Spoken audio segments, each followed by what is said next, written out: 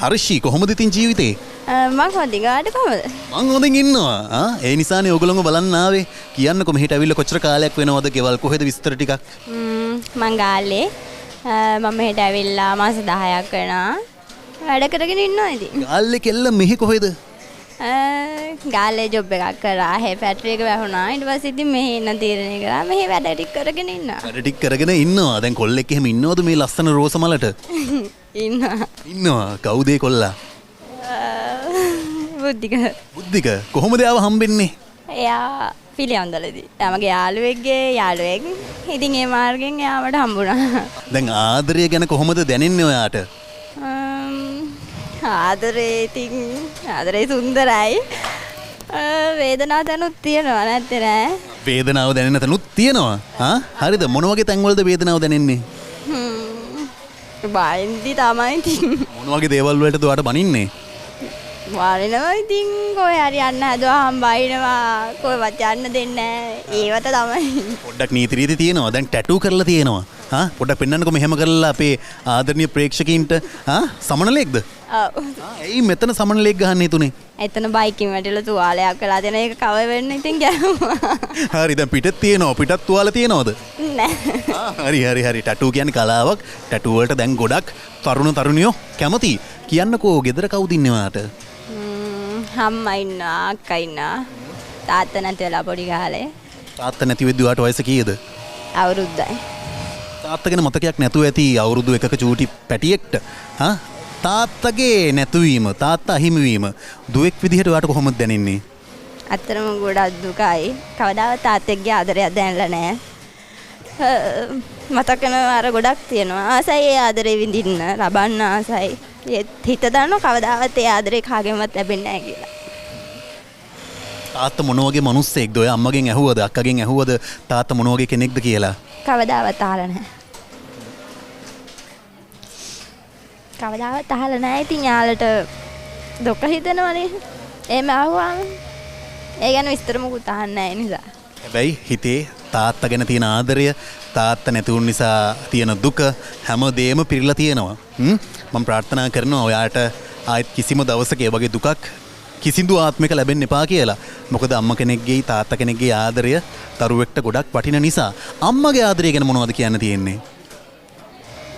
අම්මගේ ආදරය ගැන කියන්නත් ඉතින් ඒ ආදරෙත් මට ඇත්තටම පොඩි කාලේ ඉඳන් දැනෙලා නැහැ. පොඩි කාලේ ඉඳන් එයා මාව අයින් කරලා තිබ්බේ. මාව ඇතින් තිබ්බේ. අවුරුදු 2ේදී ඉඳන්. එයා දාලා රට ගියා. ලොකම්ම ගාව තමයි ගොඩක් හැදුනේ. අම්මට වඩා ලොකු අම්මට ඇත්තටම ආදරේ ලොකු අම්මව දැනලා තියෙනවා. අම්මගේ ආදරේ යාගෙන් තමයි ඉතින් ලැබුණේ. ඔයා දන්නේ නැද්ද? ඇයි අම්ම ඔයාව ඈත් කළේ? ඇයි ඔයාව ඈතින් තිබ්බේ කියලා? ඒකට හේතුව මං අදටත් දන්නේ මතක් කරන වාර ගොඩයි.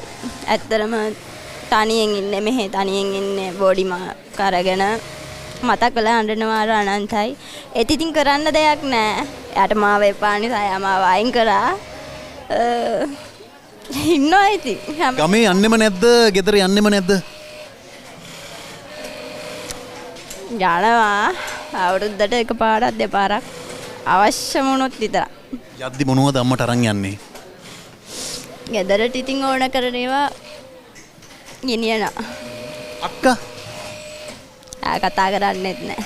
එයා කතා කරන්නෙත් නැහැ. ඇයි දෙයියනේ මෙච්චර ලස්සන කෙලි පැටික්කියෙක්ට එහෙම කරන්නේ? මට හිතා ගන්න බෑ. හැබැයි දෛවය මොන විදිහටද ලියවිලා තියෙන්නේ? ඒ දෙයට අපිට මූණ දෙන්න සිද්ධ වෙනවා. හැබැයි දෛවය වෙනස් කරන්න පුළුවන්. ඔයාට සල්ලි හම්බ කරන්න පුළුවන් නේද? බොහොම නම්බුකාර විදිහට ගෞරවණීය විදිහට ජීවත් වෙන්න පුළුවන් නේද? එතකොට මං හිතනවා ඔයාගේ වටේට පිරිසක් හැදේවි කියලා. දැන් ඔයාට පෙම්වතෙක් ඉන්නවා.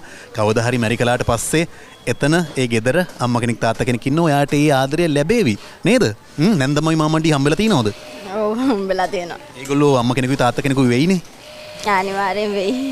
අනිවාර්යෙන්ම ඔයා වගේ හොඳ හිත හොඳ ලස්සන ගෑන ළමයෙක්ට වරදින්න හේතුවක් නැහැ. මොනවද කියන්න තියෙන්නේ? කියන්න නම් හිතේ ගොඩක් දේවල් තියෙනවා. ඒ වුණාට කෙටියෙන් කියන්නම් මාව අත්හැරියට කවදාවත් මං අත්හරින්නේ නැහැ. බැරි වෙන කාලයක් ඒවි. ඒ කාලේට අනිවාර්යෙන් බලනවා. මං කොහේ හිටියත් බලනවා. දැන් නම් මං ඇත්තටම ලොකුවට බලන්න කරන්න යන්නේ නැහැ. හැබැයි බැරි වෙච්ච කාලෙක මං අනිවාර්යෙන් බලනවා. ඔය අම්මගෙන් අහලත් නැද්ද ඇයි අම්මේ මට මෙහෙම කරන්න කියලා? එකපාරක් අහලා තියෙනවා පොඩි කාලේ ඉස්කෝලේ යද්දී අයියෝ මට ආදරේ නැත්තේ අක්කට විතරක් ආදරේ කියලා. එහෙම අහලා තියෙනවා. ඒ වෙලාවටත් ඉතින් මට බැනලා වැත්තකට වෙන එක තමයි කරන්නේ. ඔයාගේ ජීවිතේ දුක දැනුණු තැන් ගොඩක් ඇති. වැඩියෙන්ම ඔයාව දුකට පත් කරපු ඒ වගේ තැනක් තියෙනවද? වැඩියෙන්ම ඔව්.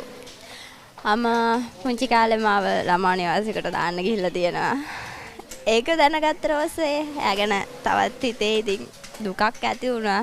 ඒක අදටත් අමතක වෙන්නේ නැහැ. ඒ දේ ඒක නැවතුනේ මගේ ලොකු අම්මාගේ පුතා අයියා තමයි යන්න නොදී මට ඒ තැනට මාව මේ ගෙදර තියාගත්තේ. ඒක තමයි ඉතින්. ඒක දරා ගන්න බෑ. හැබැයි ඔයාට හිතෙන්නේ නැද්ද අම්මා ගැන ඔයාට තියෙන්නේ වැරදි වැටහීමක් කියලා? වැරදි වැටහීමක්. මට අම්මා ගැන වැරදි වැටහීමක් නෑ. ඒත් ඉතින් යාගේ ආදරේ මට කවදාම කොච්චර කෑ ගහලා අඬලා ඉල්ලුවත් මට දැනෙන්න දීලා නැහැ. මාව බලලා නැහැ. හැම තැනකදීම මාව අත්හැරලා තමයි තියලා තියෙන්නේ. ඒක ඉතින් හිතේ තදින්ම තියෙනවා. තදින්ම තියෙනවා. දැන් ඔය කතාව ඔයා කාටවත් කියලා නැද්ද? කියලා තියෙනවා. කාට කිව්වත් ඉතින් මගේ දුක කාටවත් අඳුර ගන්න පුළුවන් කමක් නැහැ. ඒක කවුරුවත් තේරුම් ගන්න නැහැ. අනිවාර්යෙන්ම අපේ හිතේ දුකක් ඇති වුණොතින් එක්ක කාට හරි කියන්න ඕනේ. හිත නිදහස් කරගන්න. හැබැයි ඒ දුක දරා ගන්න එක, ඒ දුක විඳින එක අපේ දෙයක්. මම ප්‍රාර්ථනා කරනවා ඔයාට ඉක්මනින්ම අර බෝයිෆ්‍රෙන්ඩ්ව කසාද බඳින්න ලැබිලා නේද? මං හිතනවා ඔයා හොඳ ළමෙක් වෙන්න ඇති කියලා කසාද බැඳලා ඒ අම්මගේ තාත්තගේ ආදරේ ඔයාට ලැබෙන්න කියලා. ඔයාගේ ජීවිතේ කවදාවත් මේ වගේ දුකක් නම් ලැබෙන්න එපා කියලා. මොකද හිතන්නේ වැඩ කරන සෙට් එකේ ෆිට් එක සිරස ලන්ච් ටයිම් ටීවී වැඩසටහන ගැන. ඇත්තටම ගොඩක් හොඳයි බලලා තියෙනවා. ඉතින් මෙහෙම එන එක හොඳයි. ඇත්තටම අපිට හිතේ තියෙන දෙයක් උනත් කියලා පොඩ්ඩක් හරි සතුටක් එහෙම ලැබෙනවා හිතට. හොඳයි ඉතින් ඇත්තටම.